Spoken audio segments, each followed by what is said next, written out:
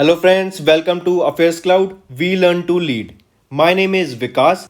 So friends, in today's video we'll be looking at the most important current affairs of the January month related to topic international affairs. The session will be very important, so do watch the video till the end. Hit the like button, share the link of this video with your friends, and if you haven't subscribed to our channel, do subscribe. So let's move to our video, but before that we have something important to tell you about. We have an app by the name Carriers Cloud which you can go and download through the Play Store. Once you have downloaded the app, you will open the app and you will see this type of screen. In this, you can go and log in with your Google account, that is your Gmail ID. Then once you have logged in, then you will be moved to this page where you can see a window. If you click on the current affairs section here, then you will be moved to this page. Now this is where magic happens. This is the course where there are two courses provided by us. First, you should know it is of 1 year and 2 years, so choose your course accordingly. What we are providing and what is the reason behind that you should purchase course of current affairs from us, and what are the important details about it. First thing, you should know that we provide you current affairs in both English and Hindi. Okay, also we provide you here current affairs daily. PDFs are provided daily. The important factor here to remember is we are providing PDF to you daily. Okay, that contains question answers of the daily current affairs. They are explained in a much easy way where you can grasp the knowledge and do your revision. Okay, apart from that, we provide you with question answers. Then on every day we provide you 20 question answers quiz, daily 20 questions quiz. So imagine how much it will benefit you in your preparation. Then we provide you same thing for weekly. In weekly we take a quiz of 50 questions. Then question answers of week, we provide you a book. PDF is provided you weekly of the compiled questions of the whole week. Similarly for monthly also, ebook is given, your quizzes are taken, question answers PDF. Then apart from it, we also help you to prepare for banking papers. All the banking exams you can go refer to our videos and our courses here. You can see here we provide you banking and economic quiz of 157 questions. Okay, then topic wise PDFs are covered. As you can see, we are making videos on indexes and reports, important days, the books and authors, all the events that are taking place in individual months. So these PDFs are provided to you and they will help you a lot in your preparation for journal awareness, your journal studies, as well as for current affairs. Then you can see we also provide you current affairs for state wise current affairs are provided to you. Apart from this, I have a gift for all of my friends here. If you use my code Vikas10, you will be getting a straight 10% discount on the purchase you make. So when you are about to check out and do the payment, just before the payment, you will be getting an option to use the promo code. There you can put the Vikas10, the code, and you will be getting an extra 10% discount on the total purchase you make there. So let's start with our video. So friends, let's start with the video. The first news for the day is that India is to co-chair IUCN, that is your International Union for Conservation of Nature. India will help other Asian countries in managing their protected areas, basically to conserve wildlife habitats in other parts of the world, in specifically in Asian countries. All right. So the main question that frames from this news is that who will co-chair the ICUN for 3 years, and that too for 3 years, that is India. And the earlier co-chair, the earlier country who used to chair IUCN was South Korea. All right. First thing you need to know about it is that India will co-chair IUCN. What is the full form of IUCN? That is also important. That is International Union for Conservation of Nature. All right. Then India will be helping other Asian countries in managing their protected areas. Who was the chairman before India of this IUCN? Who used to chair this summit? This was chaired by South Korea, and that too for period of 3 years. All right. Then if we look at some of the key points, basically the reason India got this chairmanship was because the number of animals such as tigers, lion, they have increased in India. So the other parts of the world have also recognized India, that they are working brilliantly in the field of wildlife. So that is the reason India has to chair the IUCN for the coming period, and that too for 3 years. Do remember that. India is all set to co-chair the International Union for Conservation of Nature, supported Asia Protected Areas Partnership, a regional forum to conserve wildlife habitat for 3 years. In this tenure, India will assist other Asian countries in managing their protected areas. India will replace South Korea as mentioned, which held the position for 3 years till November 2020. Notably, Asia Protected Areas Partnership is chaired by IUCN Asia and co-chaired by APA country member. India got this opportunity after successfully increasing the population of wild animals such as tiger, lions, leopards through protecting their habitats. Alright, so moving on to next news now. Next is that India will provide an assistance of 30.66 crore Nepalese rupees to Nepal as a part of post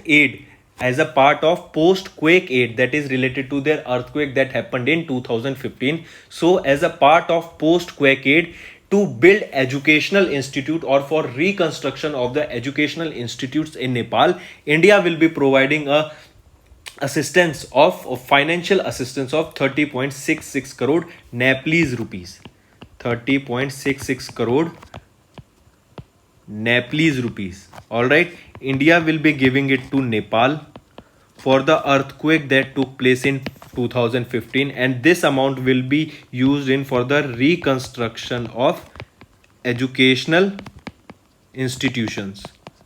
Alright, so if we look at some of the key data, India provided a grant assistance of 30.66 crore Nepalese rupees, that is about 19.21 crore rupees of India, to Nepal for reconstruction of educational institute that were damaged during the 2015 earthquake. The check was handed over by the Deputy CM of Mission at the Indian Embassy to Sushil Gawaliji, who is the CEO of Nepal Reconstruction Authority. With the handing over the money, India has reimbursed an amount of 81.98 Nepalese crore, or you can say 51.37 Indian rupees to Nepal for the reconstruction projects of the education sector. India has committed an assistance grant of 50 million US dollars toward reconstruction projects of educational institutes in Nepal. The projects are located in these districts. You can see in India's grant of 44.13 million to Nepal.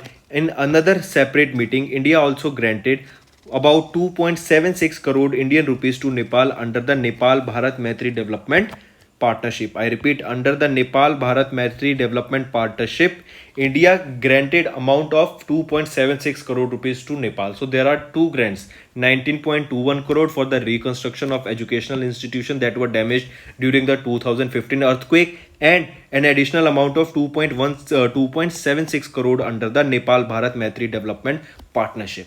Alright, then moving on to next. Next is also important that India will be chairing three important committees at the Security Council. I repeat, India will be chairing three important committees at the United Nations Security Council, and all of the three are related to terrorism. The three committees are Taliban Sanctions, Counter-Terrorism Committee, and Libyan Sanction Committee. Alright, and remember, this was if the question is asked that India's permanent representative to UN, who is the India's representative or permanent representative to UN? He is T.S. Trimurti. Alright, as you can see in the picture. So, the permanent representative of India to United Nations, T.S. Trimurti, announced that India will head three important committees or three important committees of the United Nations Security Council that are related to Counter-Terrorism Committee, means that are related to basically terrorism. Taliban Sanctions Committee, also called the 1988 Sanction Committee, and the Libya Sanctions Committee. On January 4, India began its 8th term as a non-permanent member of the United Nations Security Council. This is important that it is India's 8th term as the non-permanent member of United Nations Security Council, and the term is of 2 years. Alright, so Counter-Terrorism Committee, India will chair the committee in 2022, which will coincide with the 75th anniversary of independence. The main function of the committee is to provide to prevent terrorist acts under their borders and across the regions. All right. So what will come under Counter-Terrorism Committee? That the main function of the committee is to prevent. The main function of the committee is to prevent terrorist activities within their borders and across the regions. Then if we talk about Taliban Sanctions Committee, also known as 1988 Sanction Committee, that focuses on the presence of terrorists and their sponsors in the region of Afghanistan. That means sponsors are the persons who are giving these terrorists the required money or the required technology or the required ammunition for this all the terrorist related activities. Then Libya Sanctions Committee is the committee focuses on the implementation of sanctions regime, two-way arm embargo on Libya, assets freeze, travel ban, measures on illicit export of petroleum. All right, to tackle the situation in Libya, this sanction committee has been chaired by India now. So these are the three. First, Counter-Terrorism Committee. The important thing is to remember the name. Second is Taliban Sanction Committee. And the third is Libya Sanction Committee. Now moving on to next. Next news is India and France recently discussed key issues such as counter-terrorism, maritime security and cooperation in the Indo-Pacific region. Indo-Pacific region is a very important place as because all India, USA, France and Australia together, they are focusing that the power of China does not increase in the Indo-Pacific region. So to counter the power of China in the Indo-Pacific region, all these four countries has come together. Recently, India and France held a meeting in which they discussed various related issues such as medical issues related to COVID-19, about security issues and about defense sector. So many topics were discussed during this meeting. This meeting was held in New Delhi, and you need to remember that these meetings are held alternate places. Like once it will be held in New Delhi, second it will be held in France. So in 2020, this meeting between India and France were held in Paris, and in 2021 this meeting was held in New Delhi. So if we look at some of the key details, the annual India and France Strategic Dialogue 2021 to discuss regional and global issue was held at New Delhi, where Indian delegation was led by National Security Advisor remember this NSA, he is Ajit Doval. So question can also be framed, who is the National Security Advisor of India? He is Ajit Doval ji. And from French side it was Emmanuel Bonnigi. The key focus areas of discussions were COVID-19 vaccines, cooperation within the Indo-Pacific area, nuclear, space, maritime safety, environment, digital economy, counter-terrorism, cyber security and defense sectors. The last edition of the strategic dialogue was held in February 2020 in Paris. It was held with the two countries as the alternating as host. All right. So this is your this is your India and France strategic dialogue that was held during 2021 in New Delhi. All right. So moving on to next.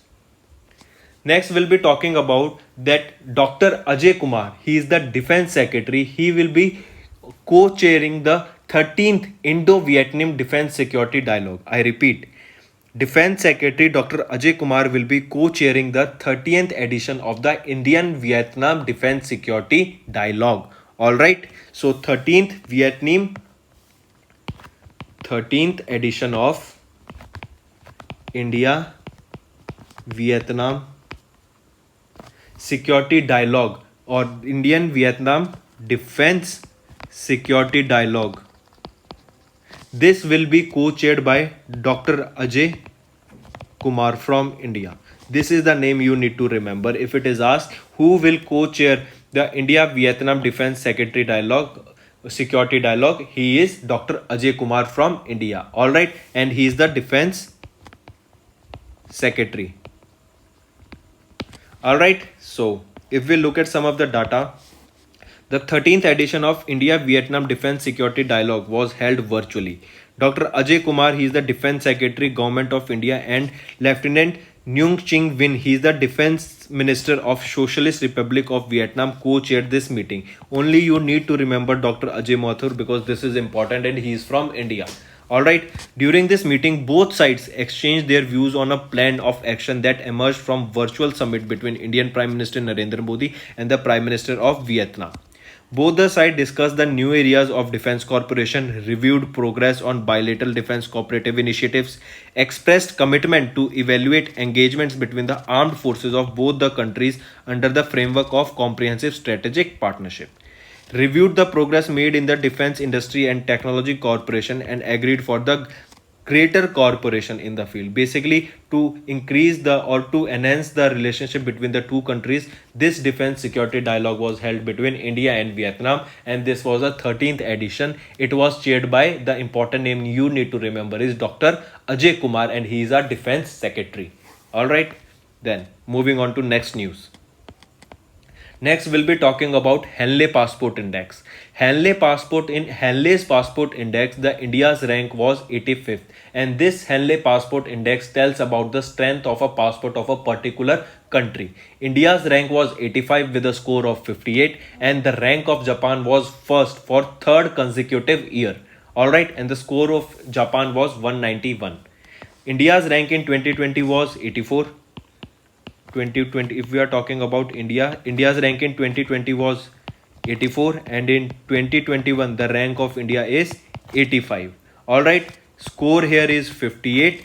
And if we are talking about the first position was secured by the Japan country with a score of 191. This score signifies that how many countries, people of that particular country go to other countries without visa. That means they will getting the visa on arrival. So Indian people can go to 58 countries with visa on arrival, and Japan people or the Japanese people can go to 191 countries with visa on arrival. All right, so if we look at some of the data, Henley Passport Index Quarter 1 2021 global ranking, India's rank was 85th with a score of 58. Then you need to remember that Indian passport holders can get to visit 58 countries without a prior visa. India shared this rank with Tajikistan. In 2020, the rank of India was 84, and this index is topped by Japan with a score of 191 for 3 consecutive years. All right, then next news. Next, we'll be talking about the climate change adaptation report. From this news, the most important question framed is that who releases this climate change adaptation report? Remember, this climate change adaptation report is released by UNEP, that is United Nations Environment Program. This year, this was the 5th edition of this climate change adaptation report, and the annual cost from the as per the report released by United Nations Environment Program, the report that gave out the data was that the annual cost that will be spent on the climate in a year to quadruple by 2050. I repeat, that means the annual cost that will be spending on the climate in a particular year will increase 4 times that we are spending currently by 2050. That means by 2050 we will be spending 4 times the amount that we are spending currently in a year on climate. This was report of climate change adaptation report, and it is released by UNEP, that is United Nations Environment Program. The 5th edition of United Nations Environment Program's UNEP Adaptation Report 2020 was launched during a high-level online press event. The report was produced by UNEP in collaboration with UNEP DTU Partnership and the World Adaptation Science Program. In accordance with the report, the actions required by the Paris agreements are lagging behind. Though the nations have success in planning implementation, there is a huge gap faced by the developing countries, especially in Africa and Asia, in financing these planning. Notably, the annual cost of adaptation to the effect of climate change for developing countries is estimated to least increase by 4 times or quadruple by 2050. So this is the important data you need to remember. All right, that by 2050 the amount will be 4 times that we are spending in a year currently on environment. And this report was released by United Nations Environment Program or UNEP. Then moving on to next. Next, we'll be talking about that India has a diaspora of 18 million all over the world. I repeat, Indian people, those left the country and then shifted to other countries in the world, there are a total of 18 million people has the world's largest diaspora as per the International Migration 2020 highlights report. The name of the report is also important. It is International Migration 2020 report, and the organization that releases this report is also very important. It is UNDESA, that is United Nations Department for Economic and Social Affairs. So the name of the report is International Migration 2020. This report is released by UNDESA. UNDESA stands for United Nations Department of Economic and Social Affairs. All right, and according to this, that 18 million Indians spread globally. All right, so this is the data, and it has the largest diaspora. India has the largest diaspora population. Also remember, according to this report, Europe hosted the largest number of migrants. I repeat, Europe hosted largest number of migrants. If we look at some of the data here, according to the International Migration 2020 highlights report released by the UNDESA, in 2020, 18 millions from India were living outside of their country of birth, thus making it the world's largest community. India is followed by Mexico, Russia, that is with 11 million each, in China with 10 million, and Syrian Arab Republic with 8 million. Then remember, from India, that people shifted to other countries, such as in United Arab Indian moves, about 35 lakh people moved to United Arab Emirates. Then in USA, Indians are about 27 lakh. In Saudi Arabia, they are about 25 lakh and host the largest number of migrants from India. These are the three countries that are United Arab Emirates, that is UAE, USA and Saudi Arabia. They host the largest number of migrants from India. At the global level, the number of international migrants living outside their country of birth reached 281 million in 2020. International migrants represent about 3.6% of the world's population. The growth of international migration has slowed by 27% or 2 million due to COVID-19. Europe hosted the largest number of international migrants in 2020, that is about 87 million. That it is roughly around 8 crore 70 lakh people. All right, just Europe alone hosted the largest number of international migrants.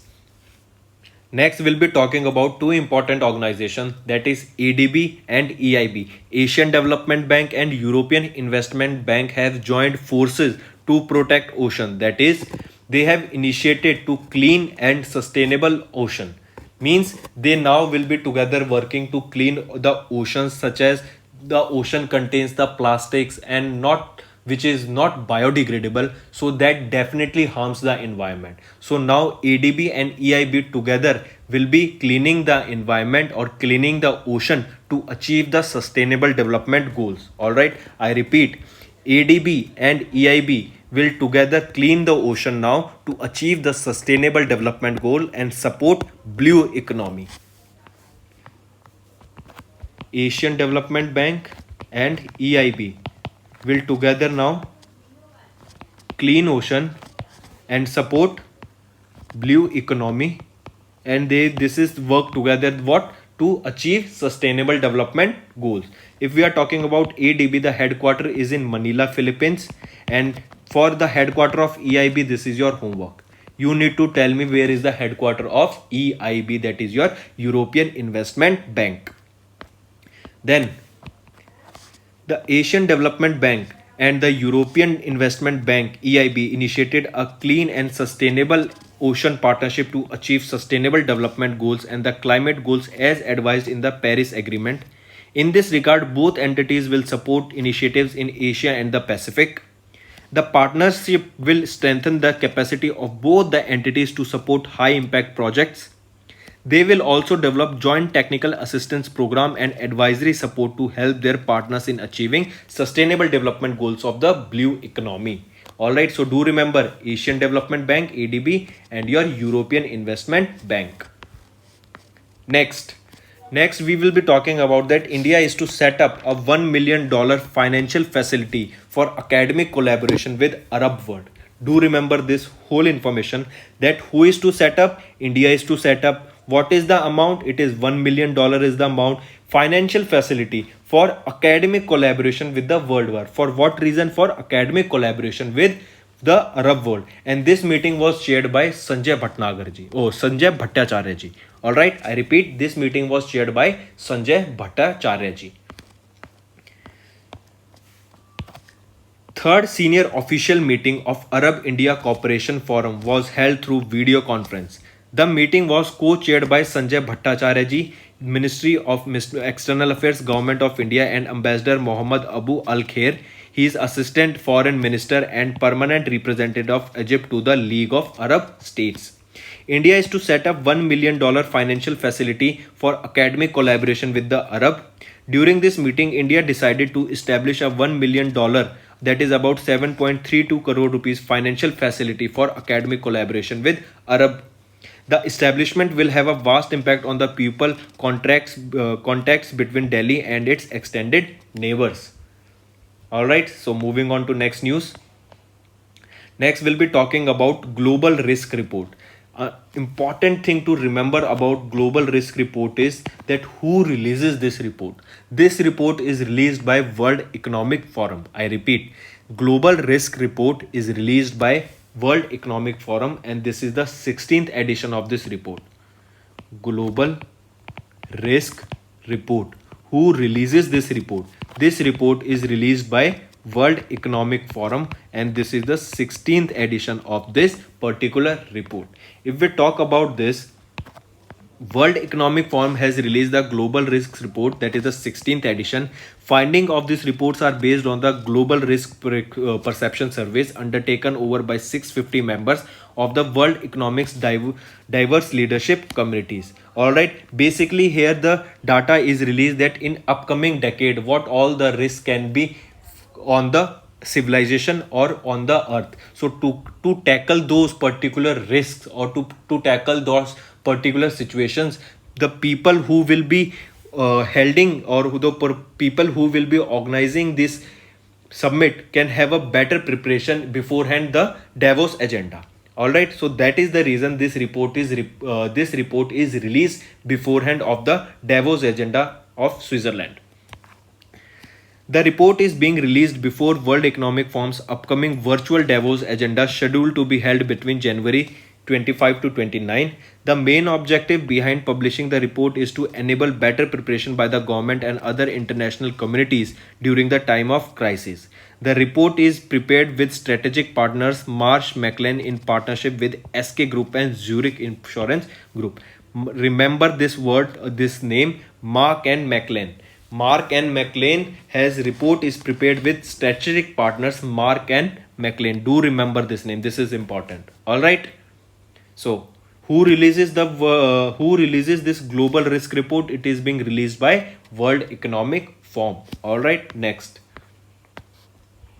we'll be talking about, and this question can also be very important and has a higher chance of being asked, that recently there was a treaty, and it was a first of its kind treaty to ban nuclear weapons. Alright, so the countries with nuclear power have to now ban the production, the research, the carrying of that weapon, the storing of that nuclear weapon, only if they sign this treaty. So there are many countries such as USA, China, India, Russia. They are not willing to sign the treaty, and they haven't signed the treaty yet.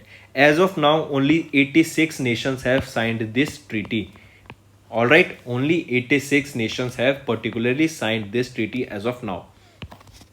Treaty on Prohibition of Nuclear Weapons adopted by the United Nations General Assembly came into force on 22 January 2021. It is the first ever international agreement which prohibits nuclear weapons.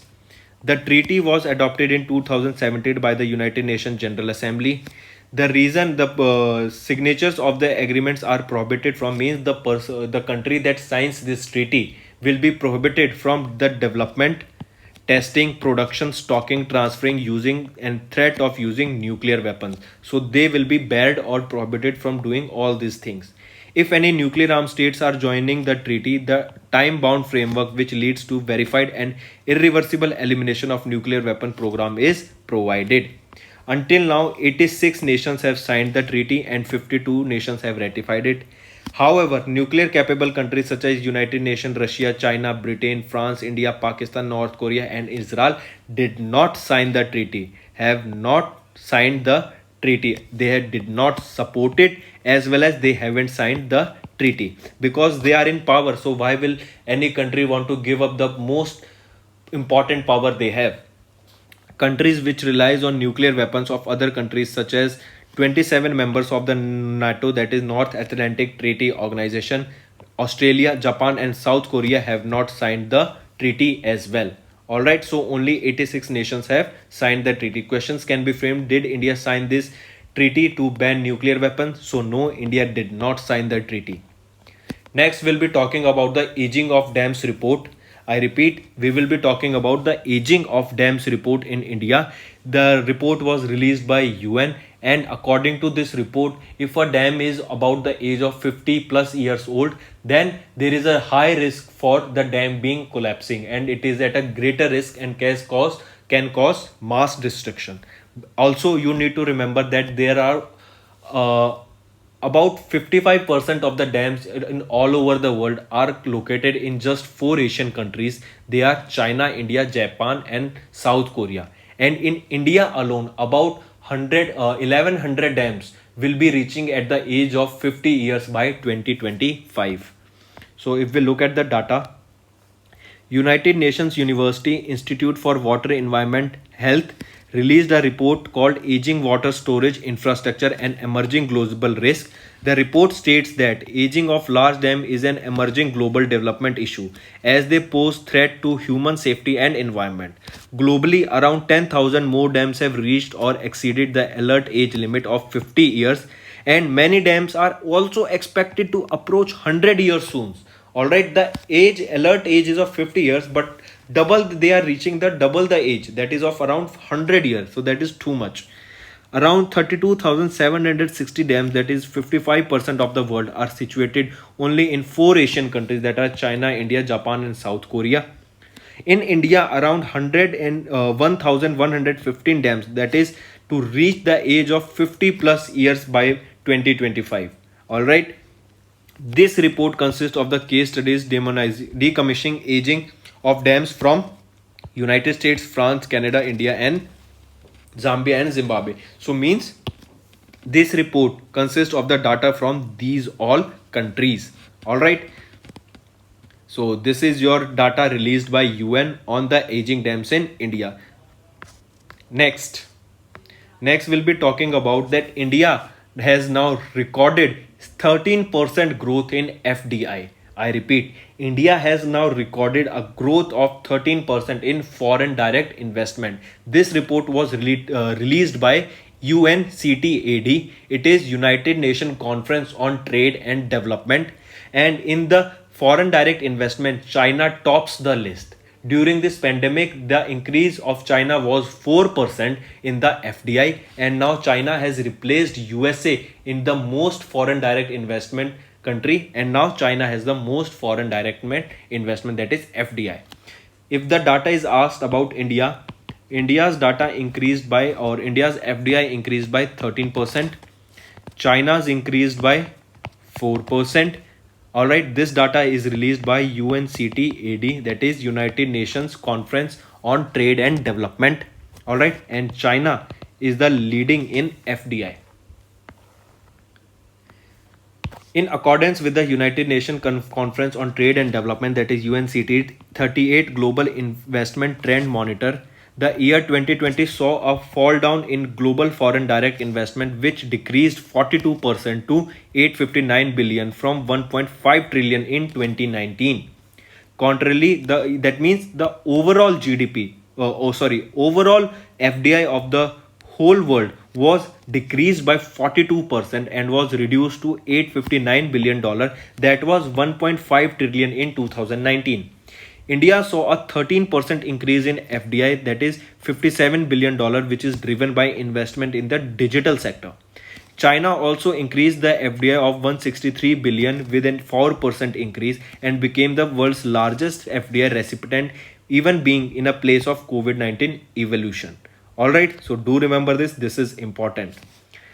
A major decline in FDI inflows was concentrated in developed countries such as UK, USA, Italy, Russia, Germany, and Brazil, where funds fell by 69% to an estimated of $229 billion. FDI flow to developing economies decreased by 12% to an estimated of $616 billion. They accounted for 72% of the global GDI, that is the highest share on record.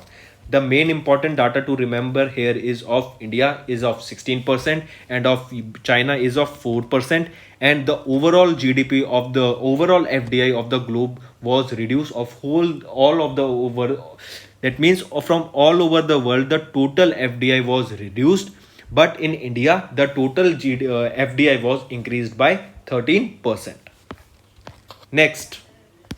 Next, we'll be talking about that India has pledged, that means India has donated roughly a amount of 150,000 US dollars to the United Nations peace building activities.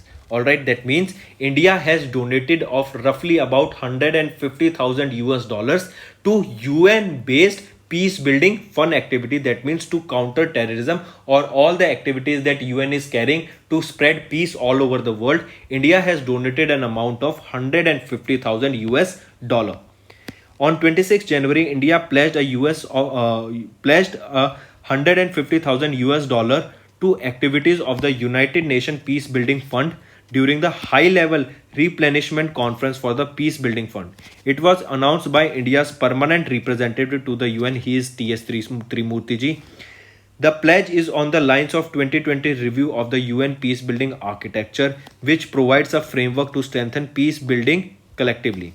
It will mobilize critical support for conflict prevention and peace building against the fund's 1.5 billion requirement for a period of 2020 to 2024. That means the total fund that has been estimated is 1.5 billion dollar, but and India has invested or India has donated in this fund to an amount of 150,000 US dollars in the UN peace building fund.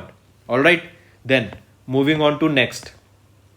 Next, we'll be talking about India's rank will be 7th in the Global Climate Risk Index. That means in the Global Climate Risk Index, the rank of India is 7. That means if there is any natural disaster, such as if there is a thunderstorm, if there is an earthquake, if there is flood, or if there is a drought, then the country that is affected most stands in this particular Global Climate Risk Index. And here India stands at rank 7. If we look at some of the data, India has improved its ranking from 7th in the 16th edition of the Global Climate Risk Index. The index is who suffers most from extreme weather events. Alright, then the list has been topped by Mozambique, followed by Zimbabwe and Bahamas. The index provides a list of worst hit countries due to extreme weather events in 2019 and 2000 to 2019. Puerto Rico, Myanmar, and Haiti were the top 3 most affected countries during the 20-year period. In this long term, India featured at number 7.